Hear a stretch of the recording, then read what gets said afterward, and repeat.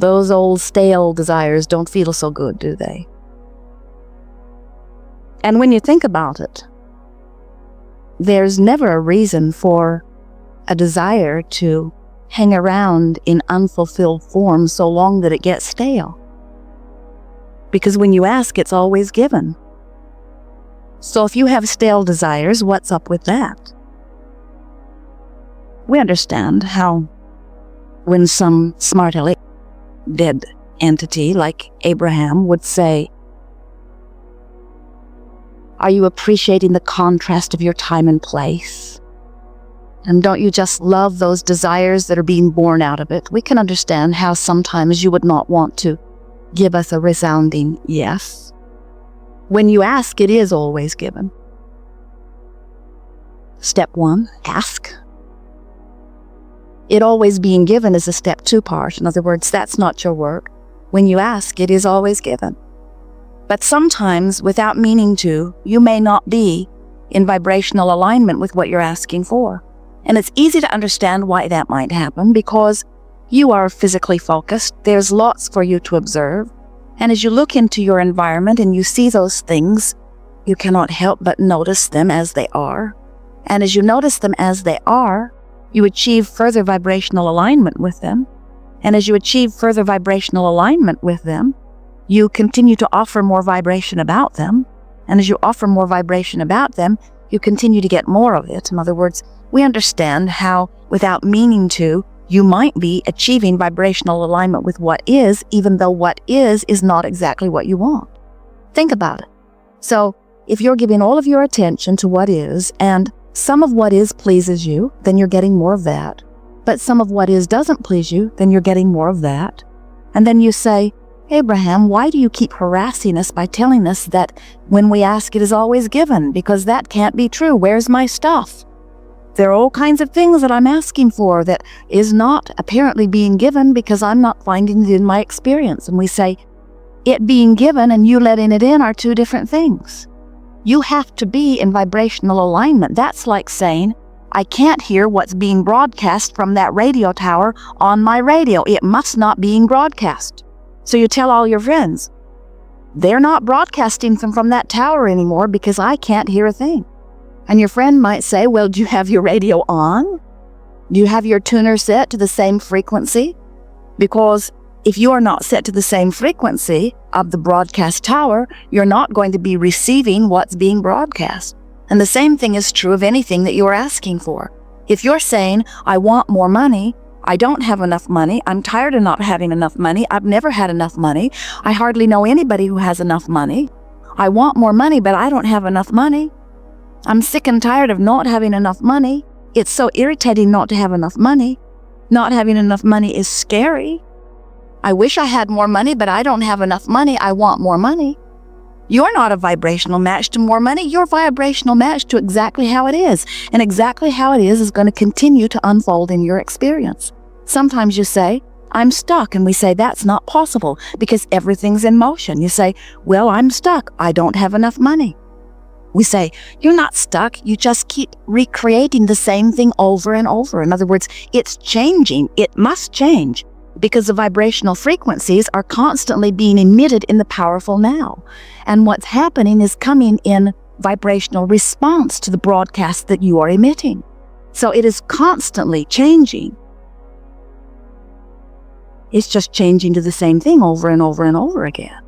And that's really worth thinking about. In other words, when you put it in that context, doesn't that make sense? It is changing, so if I want it to change to something more pleasing, then somehow I've got to focus upon more pleasing things. And then you commonly say, "But it is so hard to focus upon something that is pleasing when I'm surrounded by something that is not pleasing." And we say, "But you can do it. You just cannot or may not be able to do it all at once." In other words, we don't expect you to go from beating the drum of something not wanted to suddenly forgetting all of those vibrational habits. We don't expect you to leave behind everything that you've worked so hard to come to believe. Sometimes people will say, "I must focus upon that because it is true." And we say, "And what makes this fact that it is true make it something that you now think that you must focus upon. And you say, because truths are truths, and we owe it to ourselves to give truths our attention. And we say, but why not be a little more picky about the truths you turn your attention to? When you say, this is a truth that I must focus upon, we say, all that a truth is something that somebody else focused upon. That's what made it a truth. When a whole lot of people focus upon something, it becomes true enough in enough of their experiences that you say, oh, this is reality. But what we want you to realize is that it is only true because somebody focused upon it. And just because somebody else focused upon it, we think it is a little bit illogical for you to say, I see this truth that I do not want, but because someone else focused upon this thing that they did not want and gave enough attention to it that they attracted it into their experience because law of attraction said that they must, now I think that I should do exactly the same thing. No logic in that, is there? So, what we are encouraging you to do is to make a decision that you will pay more attention to the way you feel, because when you pay attention to the way you feel, then you have awareness of what you are doing with your vibration. Your emotions are literally your guidance system to let you know how you are doing on your way to what you've been saying you want. Jerry and Esther have a wonderful navigational system in their vehicle. And the satellites in the sky, combined with the antenna on the roof of their vehicles, and the computer that is in the vehicle, always knows where they are. So when they decide they want to go someplace, if it is a place that they do not know, they will program in the name of the city, the name of the street if they know it, even the street number. And Magellan will say to them, please proceed to the highlighted route. And then Magellan will guide them turn by turn to where they say they want to go. Magellan never says to them, where have you been? Because that has nothing to do with the only task at hand. The only task at hand is getting from where you are to where you want to be. And Magellan is so clear about what you said. It's a woman's voice. The man's voice was far too bossy. So Jerry and Esther affectionately call her, she. Jerry sometimes will say, shut that broad up. Because she is relentless. She never forgets what you told her you wanted. She never forgets where you said you want to go. So if you take a side trip, if you stop at Taco Bell or stop for fuel, Magellan will say, please proceed to the highlighted route. Please proceed to the highlighted route. Please proceed to the highlighted route. Please proceed to the highlighted route. She does not become more agitated. She does not get louder, but she insistently continues to say, please proceed to the highlighted route. And eventually, if you continue to ignore her and you go very far from the route, she will say, when possible, make a legal U-turn.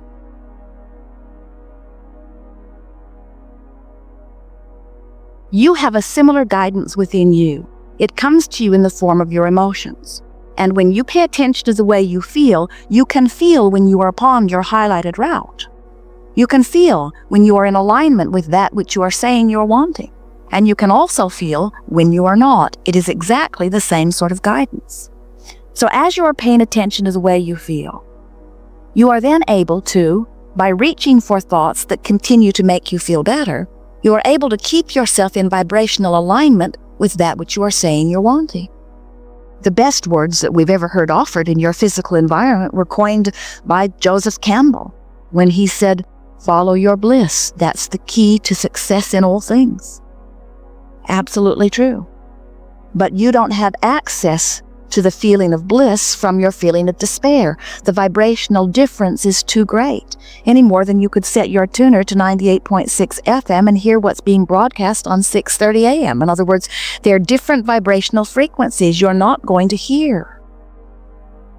So, when you say, well, if I cannot follow my bliss, what hope is there for me? We say, well, follow the trail of bliss. And the first step from depression along the trail of bliss may very well be for you anger. You say, well, that's doable. And isn't it? Can't you feel it? Have you ever been in a place of depression where you couldn't get a breath of air? And then you thought of something that made you angry, and didn't it feel better? You gotta admit that anger feels a whole lot better than that depression, just like blame feels better than guilt. It does, doesn't it? Blame feels a lot better than guilt. There is so much more disempowerment in guilt. There is so much more loss of the feeling of freedom in guilt. So, if you were, as most of you are, as you come to these gatherings, usually vibrating somewhere between frustration and overwhelmment and joy. In other words, that's usually where your emotional set point is, different depending on the issue that you're focused upon, but usually in the upper registries. We would not counsel you into anger from your feeling of frustration. That's going the wrong way. But if you are in despair, we will root for the breath of fresh air that anger would bring you.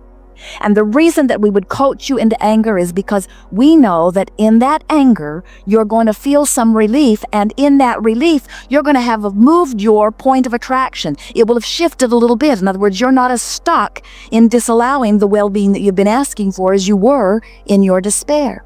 Now, we would never say, just go to anger and stay there, because from anger, you can easily get to frustration, and frustration is a big difference in feeling from anger. So, are you getting the sense of this? What you're reaching for as you're moving up the emotional scale. What you're reaching for is the feeling of relief as you leave the resistance behind. So there is relief in anger. You know there is. And there is relief in frustration. You know there is. And there is relief in hopefulness. And then there's relief in belief. And there's absolute relief in knowing. In other words, you can feel when you release resistance, which is the only thing that is keeping any of you from what you're really wanting. You are pure, positive energy beings. You are God force in physical form. You are extensions of source energy, and life is supposed to be good for you. You are creators that flow the energy that creates worlds, and you are standing on the leading edge of thought. It is supposed to feel good for you. Life is supposed to be good to you. And when it isn't, it is only for one reason. You've picked up a habit of thought, and you've practiced the beating of that drum long enough that you've established it as a vibrational habit. And as you continue to feel that vibrational habit, unless you do something to change the way you feel, law of attraction is going to continue to bring you stuff that feels like that. And as law of attraction continues to bring you stuff that feels like that, and you observe the stuff that feels like that, and you justify the way you feel by the stuff that keeps coming, then we understand why you feel stuck. But we promise you, you're not. You just got a cadence going that you need to shift a little.